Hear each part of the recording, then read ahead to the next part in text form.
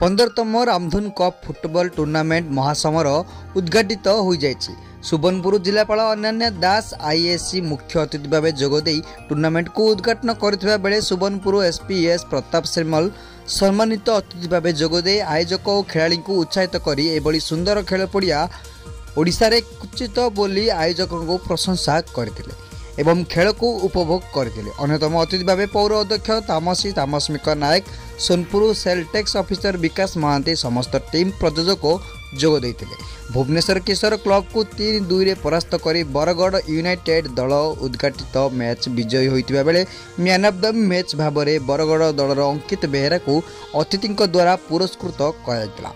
मुख्य रेफरी भाव संजीव साहू, खेल परिचालना और पीटी सलील बेहेरा, सुभाषिष बेहेरा, दिलीप राउत सहयोग करथिले।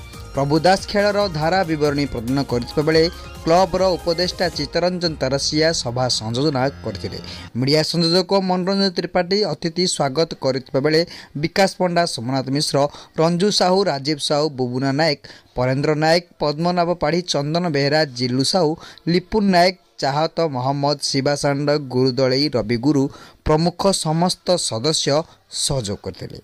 क्लब संपादक पीयूष पंडा प्रत्यक्ष तत्वावधान में सबु कार्य परिचालना होइतिला। सोनपुर महादेव मल्लिक रिपोर्ट, दिग्दर्शन न्यूज।